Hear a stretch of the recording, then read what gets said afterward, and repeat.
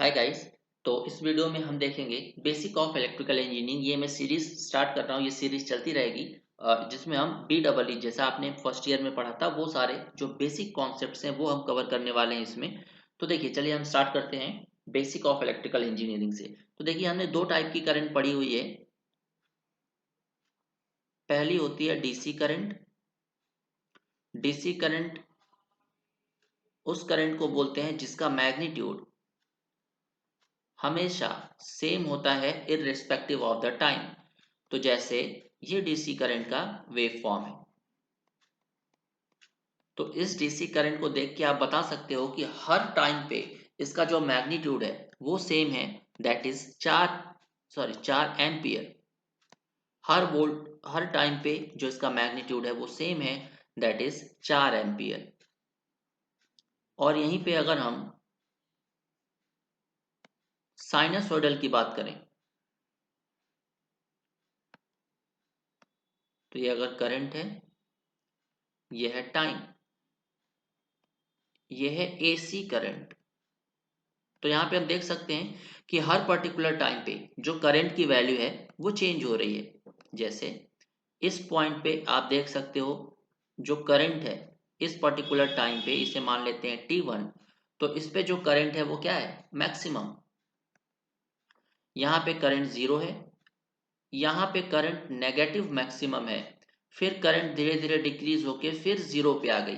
मतलब AC current में हम ये नहीं बता सकते कि इस पर्टिकुलर वेव फॉर्म की वैल्यू कितनी है। इसके लिए हमें तीन कंपोनेंट्स को या तीन वैल्यूज को डिफाइन करना पड़ेगा। डीसी में तो हम डायरेक्ट देख के बता सकते हैं कि इस वेव फॉर्म की वैल्यू 4 एम्पियर है, क्योंकि आप कोई भी टाइम ले लीजिए वो 4 एम्पियर ही रहेगा। बट एसी करंट में क्या हो रहा है, हर टाइम पीरियड के साथ टाइम पीरियड अगर इंक्रीज हो रहा है तो जो करंट की वैल्यू है वो चेंज हो रही है। इसीलिए इस कंडीशन में हम तीन वैल्यूज को डिफाइन करते हैं। पहला होता है, ताकि हम एसी करंट की वैल्यू को बता सकें, depend on these three values. तो पहला होता है मैक्सिमम वैल्यू या पीक वैल्यू।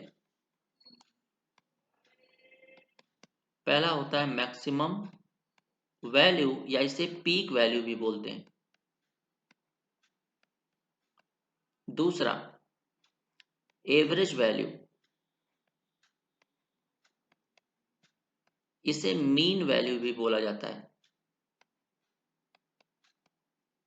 तीसरा तीसरा हम क्या देखते हैं, तीसरा हम देखते हैं आरएमएस वैल्यू, इसे इफेक्टिव वैल्यू भी बोलते हैं। इसे इफेक्टिव वैल्यू भी बोला जाता है। अब एक एक करके इन तीनों को समझते हैं कि एवरेज वैल्यू, आरएमएस वैल्यू और मैक्सिमम वैल्यू क्या होती है। तो चलिए सबसे पहले देखते हैं एवरेज वैल्यू।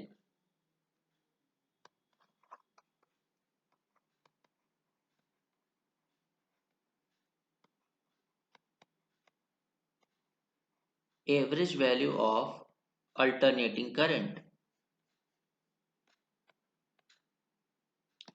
तो ध्यान से सुनिएगा, एवरेज वैल्यू किसी भी अल्टरनेटिंग करंट की उस डायरेक्ट करंट के वैल्यू के बराबर होती है जब हम उस डायरेक्ट करंट को किसी भी सर्किट में सप्लाई देते हैं।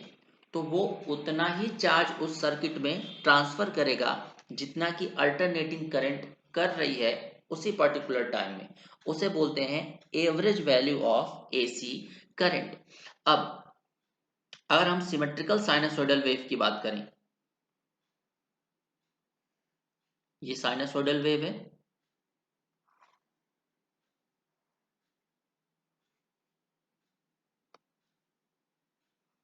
ये है करंट आई, ये है टाइम टी। तो आप देख सकते हो ये पॉजिटिव हाफ साइकिल है, ये नेगेटिव हाफ साइकिल है, और ये जो साइकिल है वो पूरी की पूरी सिमेट्रिकल है। तो अगर हम इसका एवरेज निकालें, जितना पॉजिटिव वैल्यू है उतना ही नेगेटिव वैल्यू है, तो एवरेज वैल्यू क्या आ जाएगा, 0 एम्पियर। राइट। तो सिमेट्रिकल साइनसोइडल या alternating current, symmetrical alternating current का जो एवरेज वैल्यू है वो होता है 0। बट हम क्या करते हैं, क्योंकि अगर हम पूरे साइकिल का एवरेज वैल्यू निकालें तो ये तो 0 आ रहा है, तो हम क्या करते हैं, हाफ साइकिल का एवरेज वैल्यू निकालते हैं in the case of symmetrical AC current. तो देखिए कैसे निकाला जाता है वो देख लेते हैं। ये हमारे पास एसी है, तो इसका एवरेज वैल्यू हम निकालेंगे ओनली फॉर हाफ साइकिल। तो मान लेते हैं इसको हम कई पार्ट्स में डिवाइड करते हैं, 1 2 3 4 5 डॉट डॉट डॉट एन। हमने इसको एन पार्ट्स में डिवाइड कर दिया। तो अब हमने इसको एन पार्ट्स में डिवाइड किया, मतलब हमें एन टाइम्स मिल रहा है T to the power, sorry T का जो पार्ट है वो एन तक मिल रहा है। जैसे यहाँ पे जो टाइम की वैल्यू है वो है T1, T2, यहाँ पे T3 हो जाएगी, T4, ये T5 हो जाएगा। सिमिलरली यहाँ पे हमने ले लिया Tn। तो हर पर्टिकुलर वैल्यू पे, हर पर्टिकुलर टाइम पे उसकी एक करंट भी होगी। तो T1 टाइम पे मान लेते हैं I1 करंट है, T3 पे हमारी I3 करंट है, T5 पे कितनी करंट है, I5, और सिमिलरली In करंट है Tn पे। तो अगर हमें इसकी एवरेज वैल्यू निकालनी है तो हम इसकी एवरेज वैल्यू कैसे निकालेंगे, आपको पता है एवरेज वैल्यूज कैसे निकाला जाता है। तो एवरेज वैल्यू ऑफ करंट कितना हो जाएगा, I1 plus I2 plus I3 plus dot dot dot plus In divided by n। ये हो जाएगा क्या, हमारी average value of this alternating current, right. तो ध्यान रखिएगा, average value of AC current उस डीसी करंट के बराबर होता है जब हम उसे किसी सर्किट में सप्लाई देते हैं, तो वो उतना ही चार्ज ट्रांसफर करेगा उस सर्किट में जितनी की एसी करंट कर रही है। तो ये होता है एवरेज वैल्यू ऑफ करंट। दूसरा, आरएमएस वैल्यू ऑफ करंट की बात कर लेते हैं। RMS value of AC current. तो देखिए आरएमएस वैल्यू जो है वो रिस्पॉन्सिबल होता है हीट जनरेशन के लिए। जो भी हमारी सर्किट में हीट जनरेट हो रही है वो आरएमएस वैल्यू ऑफ करंट की वजह से हो रही है, राइट। तो RMS value of AC current को कैसे डिसाइड करेंगे, मान लीजिए हमारे पास एक डीसी करंट है, हमने अगर उसे किसी रेजिस्टर को सप्लाई किया है एक पर्टिकुलर पीरियड ऑफ टाइम के लिए, तो वो उतनी ही हीट जनरेट करेगा जितनी की एसी करंट जनरेट करेगी जब हम इस एसी करंट को उसी रेजिस्टर से उतने ही समय के लिए पास करेंगे। तो वो जो वैल्यू ऑफ एसी करंट है वो कहलाती है RMS value of AC current. तो चलिए देखते हैं RMS value of AC current कैसे निकालेंगे।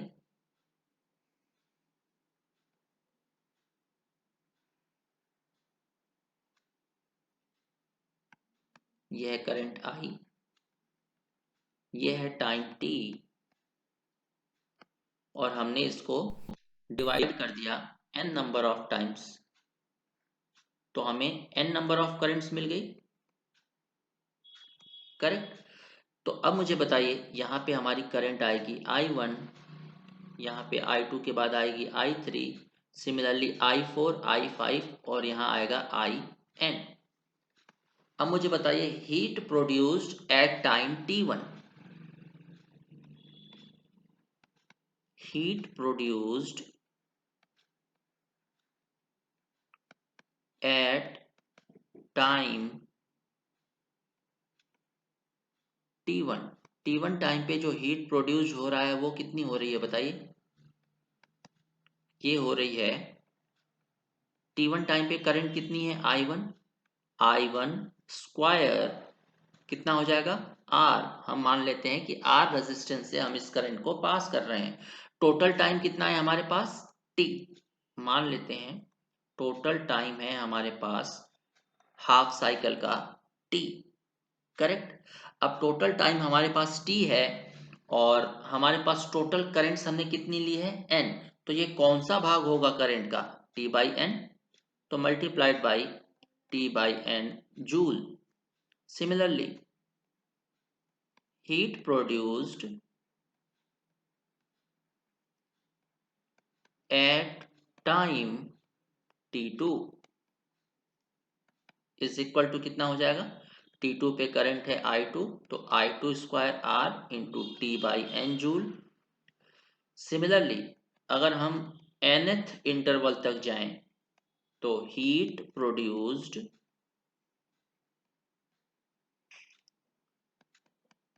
एट टाइम Tn पे जो करंट है वो कितनी हो जाएगी In, सो In का square R into T by N joule. Correct. तो टोटल हीट प्रोड्यूस कितनी हो जाएगी इस पर्टिकुलर पीरियड के लिए, टोटल हीट प्रोड्यूस्ड कितनी हो जाएगी, टोटल हीट प्रोड्यूस्ड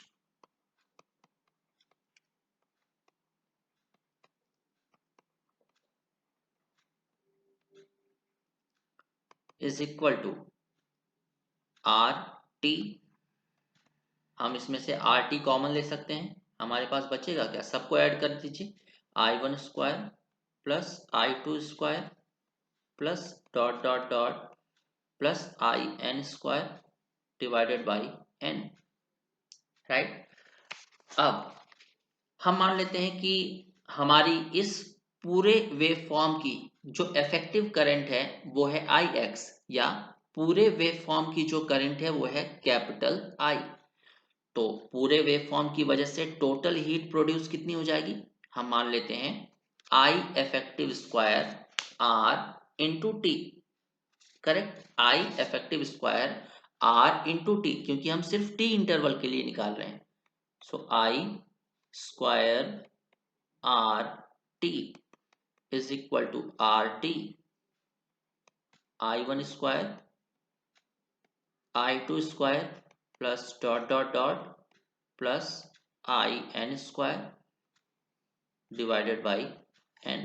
तो ये RT से RT कैंसिल आउट हो गया, हमें I स्क्वायर कितना मिल गया या I इफेक्टिव कितना मिल गया, under root I1 square plus I2 square plus dot dot dot plus IN square upon 2।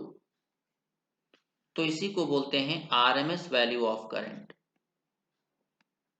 RMS मतलब root mean square, root mean square मतलब ये हमने रूट लिया है और ये मीन का स्क्वायर है। Correct, square root of mean, तो ये होता है RMS वैल्यू ऑफ करंट। चलिए अब देखते हैं कि एवरेज वैल्यू हम कैसे निकालेंगे किसी भी AC करंट की। एवरेज वैल्यू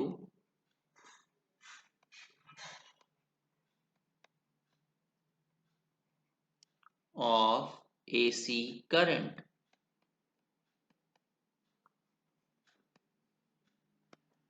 मान लीजिए हमारे पास एक करंट है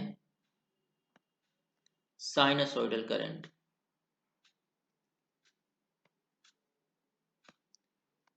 और साइनसोइडल करंट को हम कैसे रिप्रेजेंट करते हैं, साइनसोइडल करंट को हम रिप्रेजेंट करते हैं I is equal to I max sine omega T. ये है साइनसोइडल करंट का करेक्ट रिप्रेजेंटेशन। तो हम जानते हैं कि अगर हम पॉजिटिव हाफ साइकिल और नेगेटिव हाफ साइकिल दोनों हाफ साइकिल का एवरेज निकालें या कंप्लीट साइकिल का एवरेज निकालें तो ये जीरो आ जाएगा, इसीलिए हम हाफ साइकिल का एवरेज हमेशा निकालते हैं। So average value of current कितनी हो जाएगी, area of first half cycle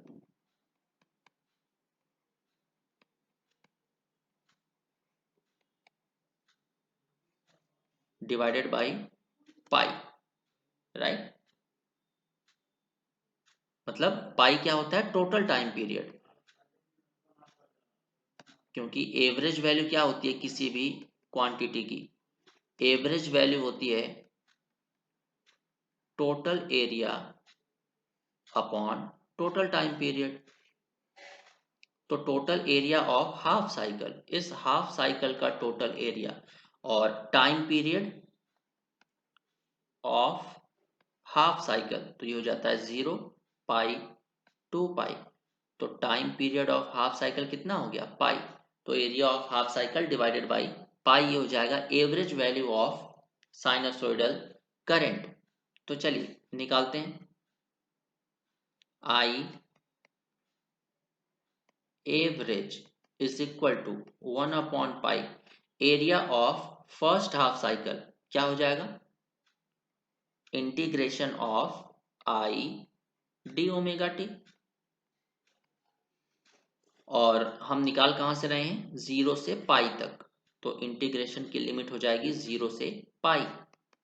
so 1 upon पाई, आई की वैल्यू क्या है, आई मैक्स साइन ओमेगा टी, आई max sine omega T d omega T, limit क्या है 0 से पाई। अब आई एवरेज,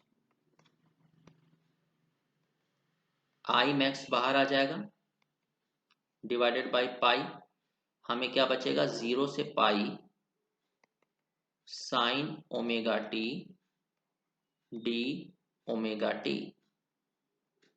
इसको हम कर देते हैं डिफरेंशिएट, तो हमें मिल जाएगा I max divided by pi, ये हो जाएगा minus cos omega t, correct, minus cos omega T और 0 से पाई।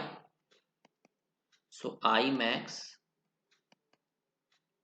Upon pi, upper limit minus lower limit, या इसको माइनस बाहर निकाल लीजिए, तो हमें क्या मिल जाएगा, upper limit cos pi minus lower limit cos 0, right,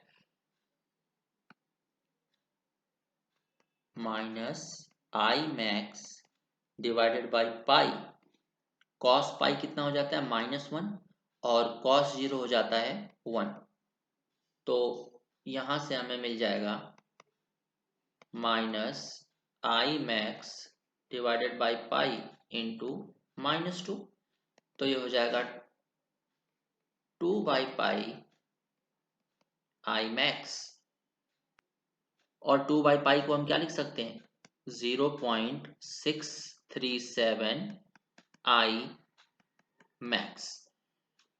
तो यहां से हम बोल सकते हैं average value of sinusoidal current कितनी होती है, साइनसोइडल करंट की जो एवरेज वैल्यू होती है 0.637 आई मैक्स, राइट। चलिए अब हम आरएमएस वैल्यू निकालते हैं साइनसोइडल करंट की।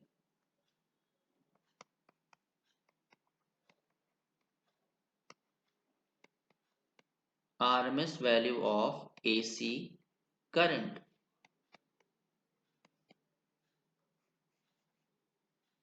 एसी करंट को कैसे रिप्रेजेंट किया जाता है, I is equal to I max sine omega T, और आरएमएस वैल्यू क्या होता है, I RMS is equal to under root 1 upon time period 0 to time period I d t, या डी ओमेगा टी,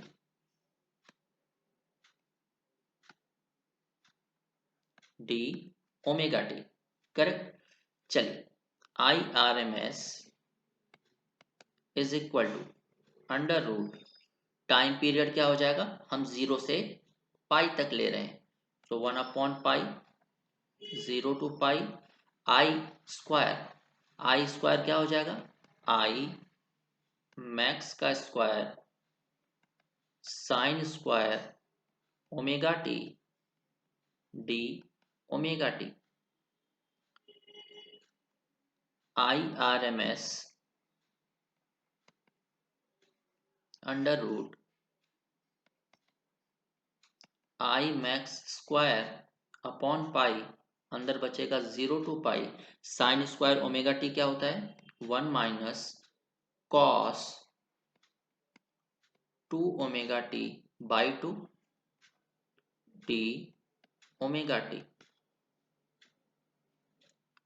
तो 2 को बाहर ले लीजिए, I R M S is equal to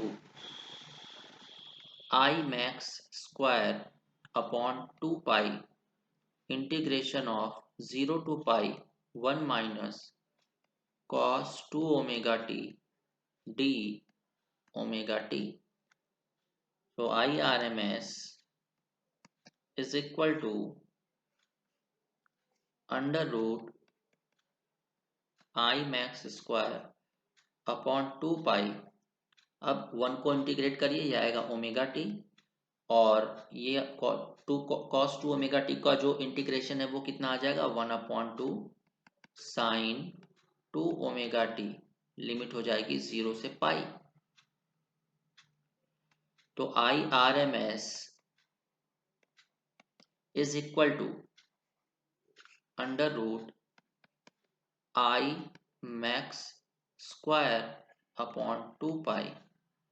चलिए, upper limit minus lower limit, तो upper limit है pi, lower limit है 0, minus upper limit 1/2 sine 2 pi minus 1/2 sine 0। तो साइन 0 हमारा कितना हो जाएगा, 0। क्या मिल रहा है हमें, I R M S is equal to under root I max square upon 2 pi pi minus sine 2 pi भी यहाँ पे कितना हो जाएगा, 0। तो हमें सिर्फ मिलेगा पाई।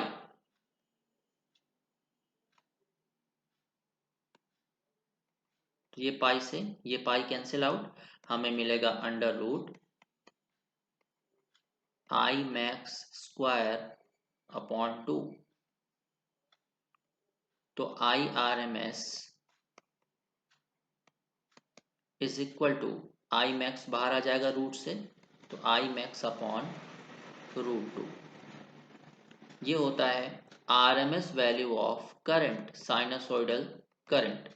तो आरएमएस वैल्यू ऑफ साइनसोइडल कितनी होती है, मैक्सिमम वैल्यू अपॉन √2। तो देखिए, मैक्सिमम वैल्यू हम हमेशा कंसीडर करते हैं जब हमें किसी भी इंसुलेशन की रेटिंग पता करनी हो कि हमें कितना इंसुलेशन लगाना है, तब हम कंसीडर करते हैं मैक्सिमम वैल्यू को। क्योंकि आप देखिए, एक साइनसोइडल वेव की अगर हम बात करें तो जो मैक्सिमम वैल्यू है वो सिर्फ 2 बार आ रही है, एक यहाँ पे आ रही है, एक यहाँ पे आ रही है। तो हमारे लिए ये बहुत ज़्यादा यूजफुल नहीं है। तो मैक्सिमम वैल्यू का यूज़ हम सिर्फ इसलिए करते हैं ताकि हमें पता चल सके कि हमें कितना इंसुलेशन लगाना है, क्योंकि हमें जो मैक्सिमम वोल्टेज है वो यहाँ तक एक बार आ रहा है, एक साइकिल में 2 बार आ रहा है। तो ये ज़्यादा यूजफुल नहीं है, राइट। तो आरएमएस वैल्यू हीट जनरेट करती है और एवरेज वैल्यू जो है पूरी साइकिल का वो 0 हो जाता है, इसीलिए हम हाफ साइकिल का निकालते हैं। तो इसी पे बेस्ड क्वेश्चन करेंगे अपने नेक्स्ट लेक्चर में। So thank you very much.